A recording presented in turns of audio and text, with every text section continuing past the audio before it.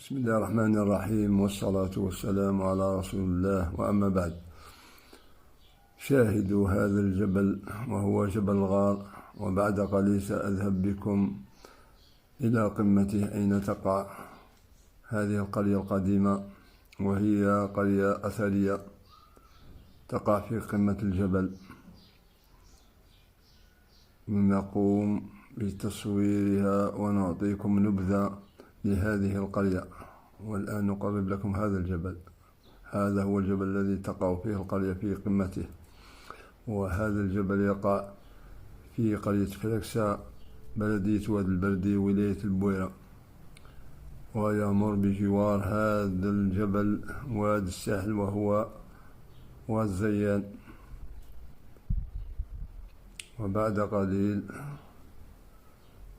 سنصعد هذا الجبل من أجل إعطائكم صورة لهذه القرية الجميلة والقديمة في نفس الوقت. كان يقطنها أسلافنا القدماء، ونريكم كيف كانوا يعيشون في هذه البرية معيشة بدائية.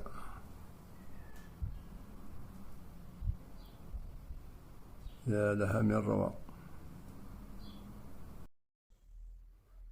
والآن نحن في أسفل الجبل، ونبدأ في الصعود إلى هذا الجبل. الجبل الذي فوقه القرية القديمة، قرية الغار. جبل سياحي بامتياز، والصعود يكون من هنا، من الجهة اليمنى للجبل.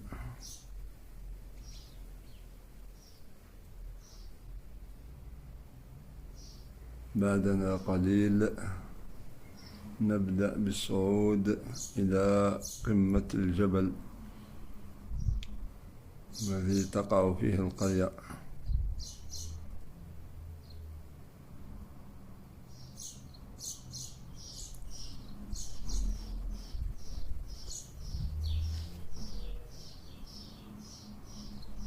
هذا الجبل يقع بجوار وادي الزيان.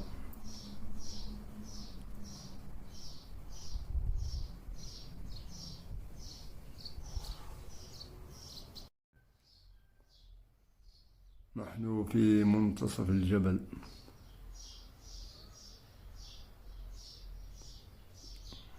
والصعود إليه صعب.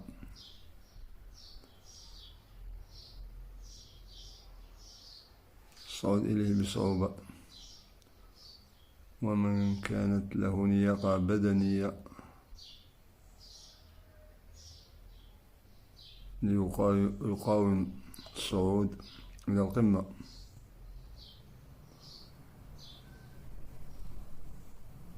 والمكان رائع ممتاز طبيعي.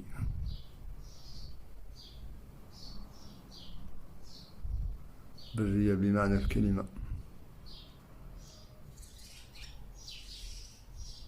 هذه الصخور تعطي صورة جميلة لهذا الجبل.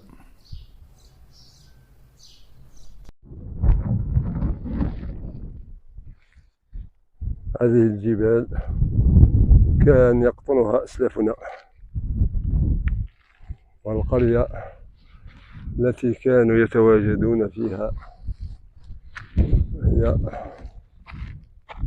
هنا. سنقربها لكم الصورة.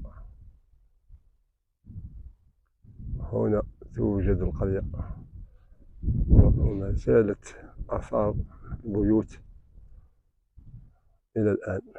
هي آثار البيوت كانت مبنية بالحجارة. والمقبرة هنا لم تبعد كثيرا. هنا المقبرة، هنا تتواجد مقبرة.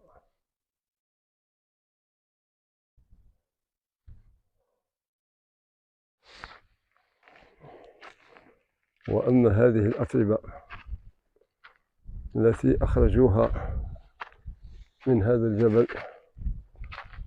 وهم الأتراك، وضعها منجم للحديد، هذا منجم للحديد، وهذا هو أثر المنجم. شاهد التربة كيف هي،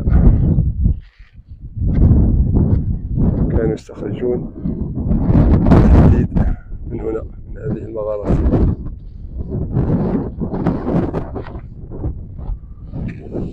ها هو أثر الحديد.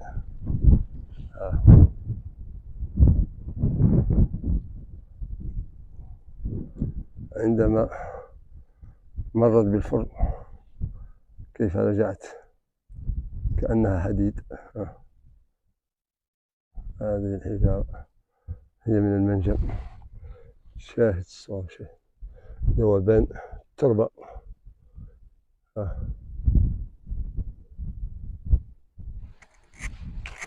هذه شهادة على أنها كانت مناجم استغلها الأتراك.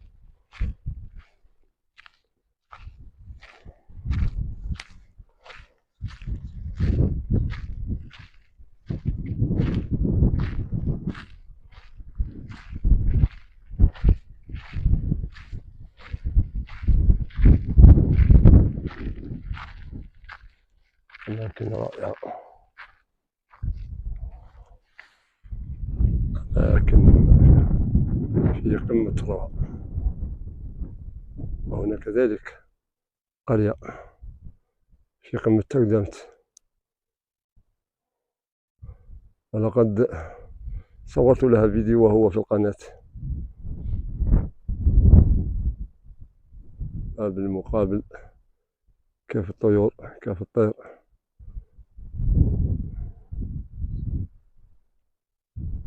التي تعيش فيه الصقور والنسور مثل النسر الذهبي، وكذلك لقد وضعت له فيديو وهو في القناة.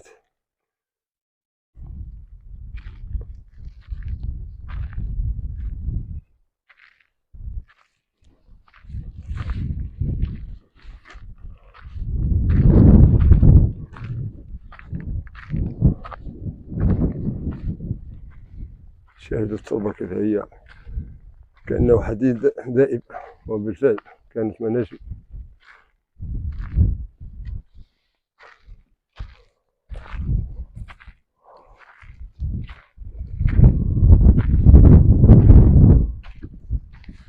هذا المكان كله كان قرية، تبدأ القرية من هنا. هاي أثر البيوت، من هنا تبدأ أثر القرية إلى هناك في أعلى القمة، أعلى الجبل. هاي أثر البيوت.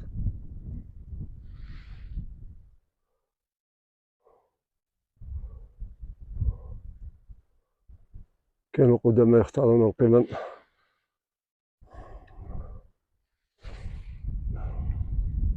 وليس يختارون عبثا، بل لهدف، وهو من أجل حمايتهم من اللصوص وقطاع الطرق.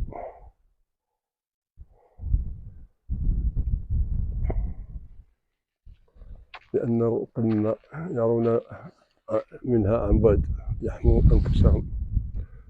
وكذلك يصنعوا حجارة مثل العجلات ويضعونها على أطراف البيوت، وإذا أتاهم أي قبيلة أو لصوص تهجم عليهم يرموا عليهم تلك الحجارة، ولهذا يهابونهم ولا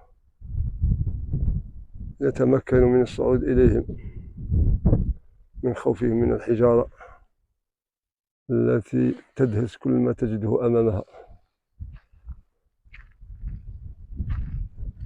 قمة الذكاء للأوائل. نحن في قمة جبل الغار، أين توجد القرية القديمة للسكان القدماء. ها هي القرية وآثارها.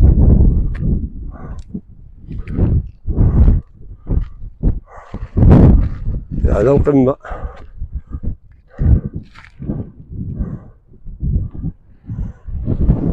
وها هو الواد والطير بكبارهم.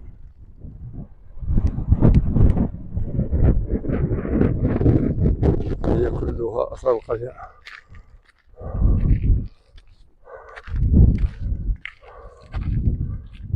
قرية القدماء. هذا يسمونه راس الغار.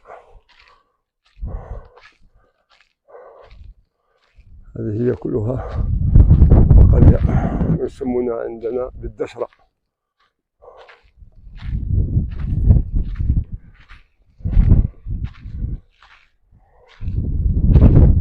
هي بعض البيوت تظهر. هي بعض البيوت.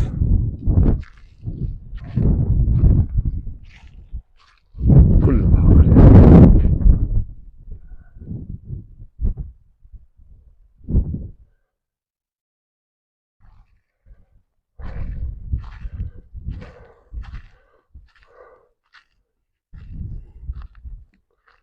هي القرية. وهذا هو حدود القرية حتى هناك. حدود القرية حتى إلى هذا المكان. لا تزال آثار البيوت هنا. ها هي آثار البيوت هنا. والمقبرة هناك. المقبرة. هنا المقبرة. المقبرة لهذه القرية. هنا توجد المقبرة.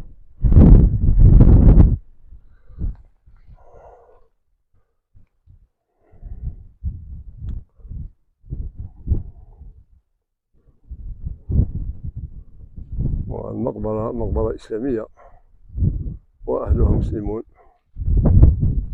ليس كما يقول بعض الرومان. ليس هنا أثر للرومان قط، كلها آثار إسلامية.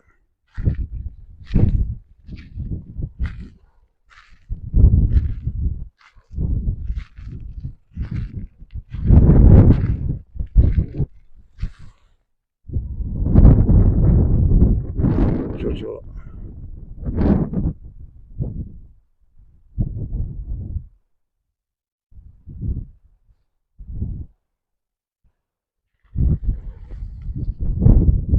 مناطق سياحية مجهولة، أولا من طرف الإعلام لم يسلط عليها الضوء،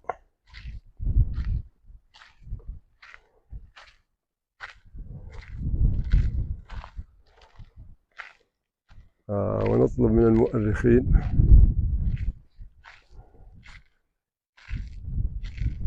أن يأتوا إلى هذا المكان ليقوموا بدراسته، دراسة هذه القرية وقرية تردبت، لأن سكنها وعمرها أسلافنا القدماء.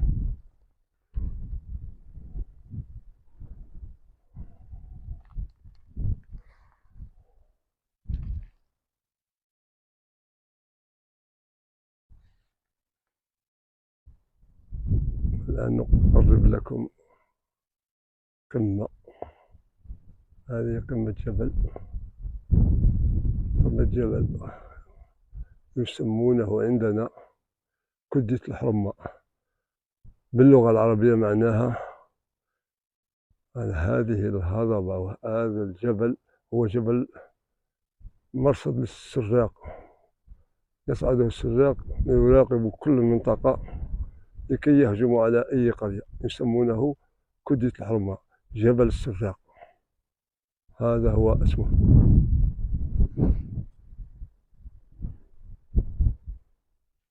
لأنه مرتفع عالي، هو العالي في المنطقة، لكي يرصد كل القرى ويلاحظوا أي قرية يهجم عليها. ولكن أهل القرى كذلك أذكياء، وهم محضرين أنفسهم لكل طارئ.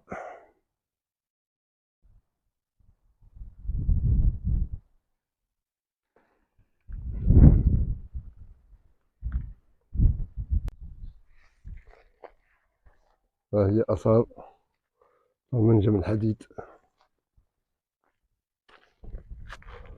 ها هو آثار منجم حديدي.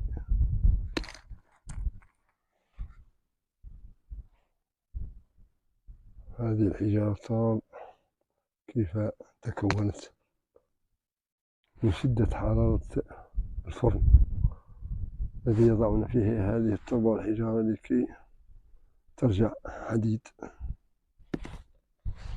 وهي أثر الحديد. وهي أثر الحديد عندما كان سائلا، وعندما برد تشكل وأصبح على شكل حجارة.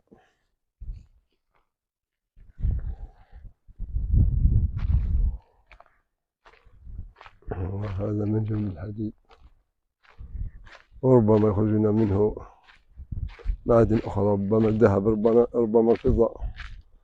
هذا استغله الأتراك.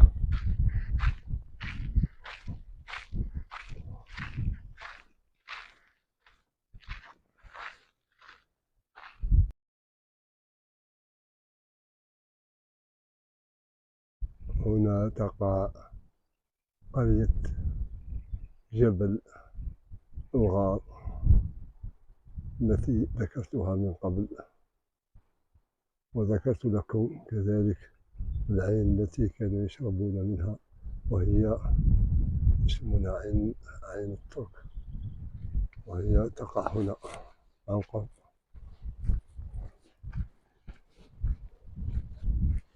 الآن نتقدم بها.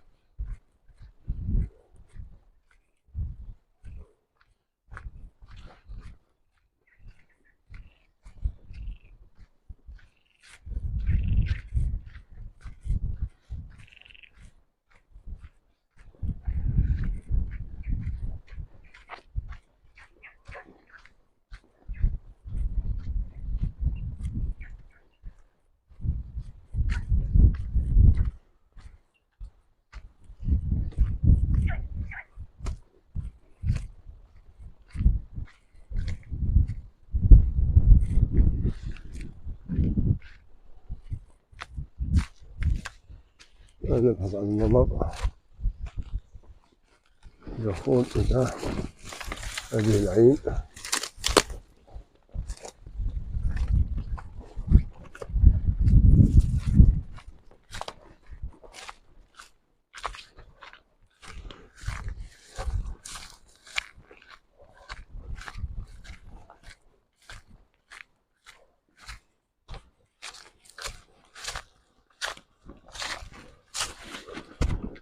ما شاء الله. هنا تقع عين الترك. ها هي نقترب منها. هذه هي كاف عين الترك التي كانوا يشربون منها أهل القرية قدامى، يسمونها عين الترك. تحت هذا الجبل، ومن هنا يظهر لنا كيف الطير.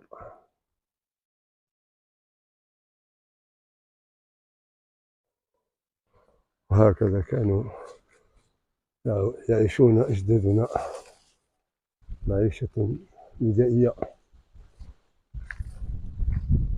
ولكن كانت جميلة.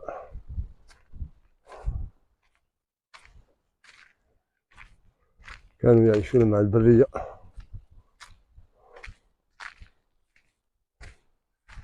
يا لها من مناظر.